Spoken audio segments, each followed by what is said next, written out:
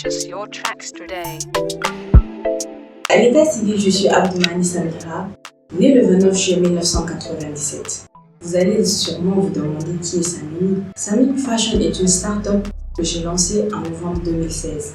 Partie de rien, aujourd'hui, nous sommes quelque chose. Je dis nous parce que je ne suis pas seule. L'équipe qui est avec moi fait de moi Samimi. Toute seule, je ne pouvais pas partir. Je peux démarrer, mais je ne peux partir loin sans toute mon équipe. Samimi Fashion est une ligne d'accessoires et de vêtements.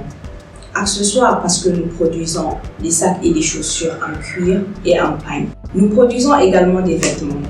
Et c'est dans cette lancée qu'aujourd'hui, je suis à Dakar pour une formation de 2 ans dans une école de stylisme et modélisme afin de ressortir une styliste qualifiée.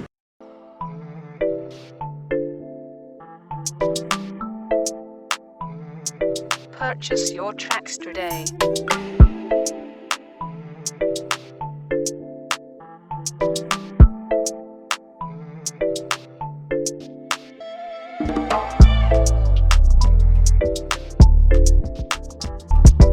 J'ai toujours été passionnée. Étant petite, ma mère était toujours au musée national pour acheter ses sacs. Rien que cet amour me plaisait la voir porter toujours des sacs en cuir. J'ai grandi dans l'idée d'être toujours comme Alfadi. Et après mes études du lycée, je me suis lancée et voir ce que ça allait donner. Je ne voulais pas étudier, je l'admets. Mon père et ma famille m'ont dit que obligatoirement, il faut étudier pour être quelque chose. J'ai continué dans le cursus universitaire, mettant toujours dans la tête qu'il me faut créer ma marque. C'est de là qu'est parti Samimi en novembre 2016. Il n'y a pas une entreprise sans difficulté, ça on le sait tous. Difficulté oui, parce que j'étais d'abord toute petite, avec mon jeune âge, j'avais commencé à l'âge de 19 ans. Rien que cela faisait peur aux autres et certains n'avaient pas tellement confiance, disaient que je ne peux pas y arriver et ne faisaient pas confiance par peur de ne pas atteindre certains objectifs, je me dis. Plusieurs difficultés quand il faut lancer les événements, il faut lancer la marque, c'est aussi il faut des finances. Difficultés financières, je dirais mes sœurs. Elles ont toujours été mon arme de motivation et elles ont toujours été là quand je leur demande quelque chose. Quand j'élabore quelque chose sur peut-être un papier, elles me voient, je parle. C'est pour dire, il faut me faire ci, il faut me faire ça. J'embête toujours et à la fin, elles me donnent toujours ce soutien que j'ai eu. Elles ont toujours été mon épaule comme pas possible. Ça ne passe pas dans mon esprit. Quelqu'un me parle, oui, tu ne peux pas y arriver, ton jeune âge, et puis le monde, voilà ce que ça donne, rien que le domaine de la mode. Les gens prennent ça mal, ça passe dans l'oreille droite, ça sort dans l'oreille gauche. Parce que dans ma tête, c'est déjà un objectif que je me suis fixé et je dois l'atteindre. Au Niger, au tout début, d'après mes recherches, la mode était mal vue. Mal vue parce que les parents voyaient que les filles sortaient, étaient dans des endroits où il y avait carrément des garçons, se déshabillaient pas dans le sens où il faut être nu devant un homme, mais dans le sens où une fille qui porte des petites robes, des petites jupes, et également le côté de l'homosexualité. C'est ce qui faisait que les parents voyaient mal la mode et les gens pensaient que vraiment tout enfant qui se lance dans la mode ressortirait après soit un PD, excusez le mot, ou une lesbienne, ou traîner tout le temps avec des garçons. C'est ce qu'ils voyaient. Je dirais qu'un seul mot, la confiance. Mon père de son vivant m'a toujours fait confiance. Mes sœurs également. Elle disait que oui, tu peux faire des gaffes, mais tu es très maligne. Tu sais ce que tu fais. Tu sais d'où tu viens et tu sais quelle éducation on t'a donnée. clientèle, oui, difficile au tout début parce que quand on se lance, généralement, tout le monde ne nous connaît pas. C'est pas tout le monde qui peut acheter quelque chose qui vient juste de se lancer par peur que ça ne dure pas. Oui, la clientèle, parce que je me dis, j'avais fréquenté, oui, plusieurs écoles et c'était plus du bouche à oreille que j'ai fait. Avec les amis, je passais par oui, j'ai commencé, je fais ci, je fais ça, donc il faut que tu essaies d'acheter, voir ce que ça donne. C'était parti de là et aujourd'hui, je dirais, la masse clientèle que la Samimi a, c'est un wow pour nous. Comme je vous l'ai dit dernièrement, voir ma mère porter toujours des sacs en cuir me passionnait. Et à grandir, oui, je me suis dit, pourquoi vouloir utiliser des matières importées alors qu'on ne doit pas manquer de matière au Niger? J'ai fait un tour au musée national. Je partais et comme par coïncidence, j'ai rencontré le fils de l'artisan de ma mère. J'ai eu à faire une formation avec lui. C'est lui qui m'a plus poussé à aimer le travail du cuir. Parce que oui, quand tu commences, c'est dur. Mais quand tu finis, tu trouves que tu as une perfection à la fin.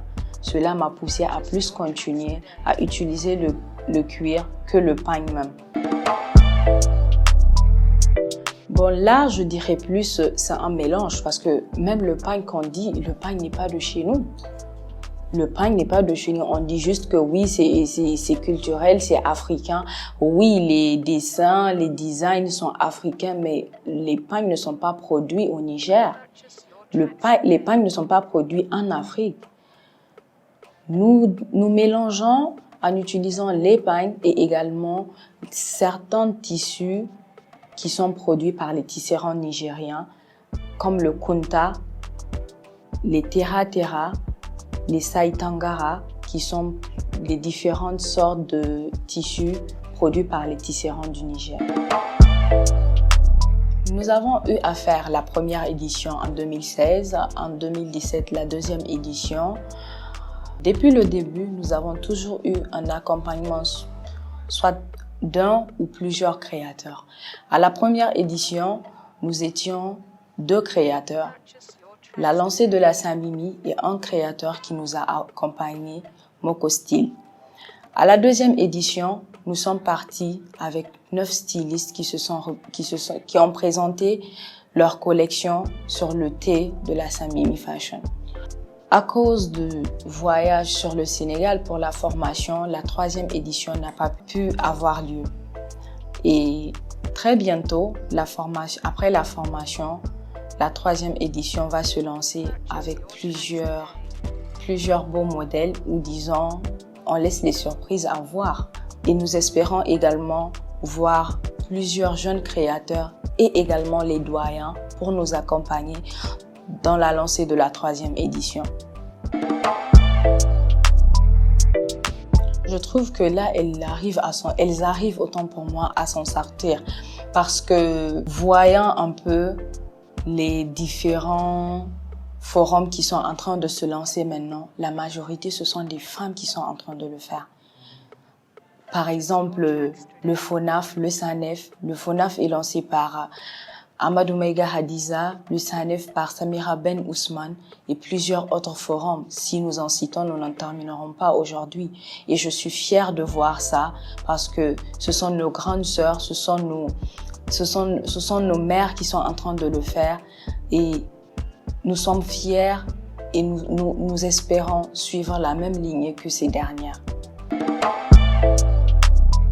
Non, la Samimi n'a pas encore une boutique, mais les gens peuvent me retrouver au Musée national. Au Musée national, sous le hangar, quand vous partez, il y a plusieurs quartiers qui sont numérotés de 1 à 8. Et j'y travaillais au quartier numéro 8 et à la maison. Pour avoir des produits de la Samimi, vous pouvez également nous suivre sur les pages de Facebook Samimi Fashion Culture Africaine, sur Instagram I am Samimi et sur Twitter également Samimi Abdoumane.